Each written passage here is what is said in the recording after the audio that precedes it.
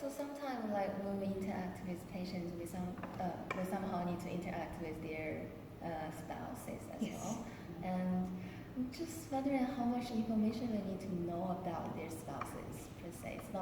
It's like if we want to build a relationship with them, do we need to find out what they like?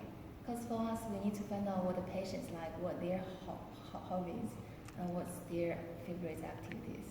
But if you see their spouses all the time, do you need to find that amount of information about them? Well, I think it pretty much depends on the clinical situation.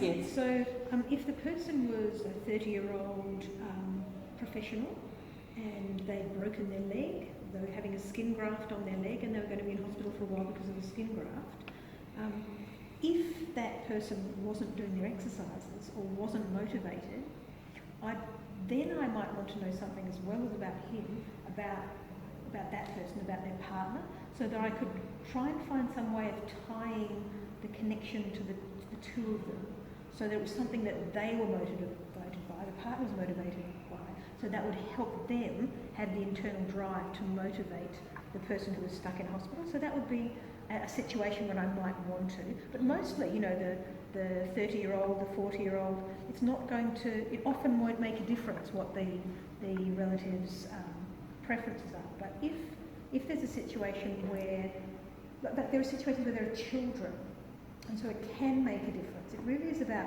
asking yourself, why might this be helpful? Will this help motivate the person? Will it help the discharge planning be better?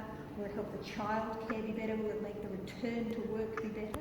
So it's not collecting information for its own sake, it's needing a reason to have that information.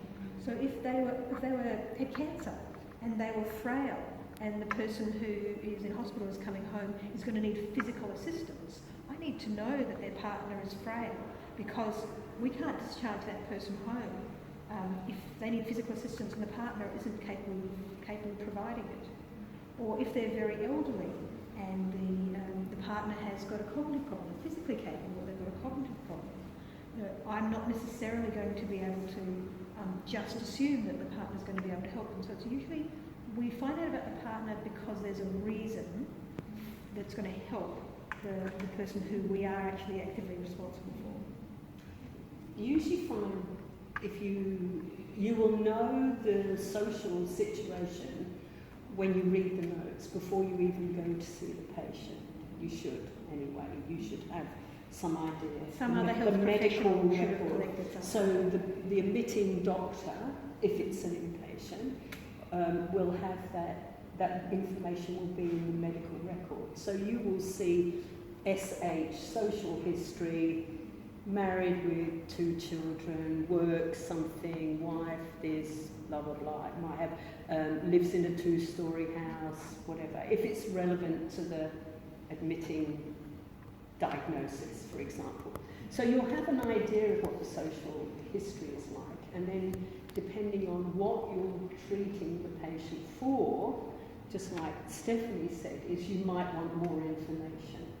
So the broken leg, on crutches, have you got stairs at home, if you've got young 2-year-old children running around and they've got dogs, or, there are a lot of issues. You have to think about the safety issues. So you can always start questions in a very general way about, the home environment, because that to the patient seems relevant. If you're a physio, if you're a speech pathologist and you're dealing with someone who's got swallowing problems, might have had cancer or throat or something, they might not be able to swallow, they might be on a modified diet, might be doing things like that, then yes, you might need to know, is there a partner at home? So your wife, does she work?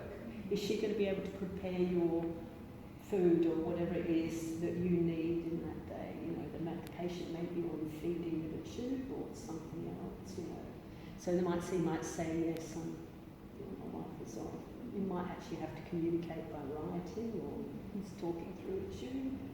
There are lots of sorts of things. So you don't initially come out and say, I need to know all your private details with your, what happens at home. It's you reaffirm what you've read, So you say, I've read your notes, it's you live at home, and how's where's your house? It might be they live in the country, and so it might be you live on a farm.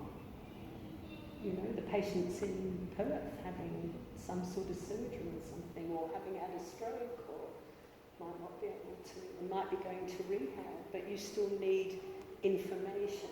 So yes, are you on your own at home? Because there are a lot of people who live on their own. But, oh no, I've got family nearby.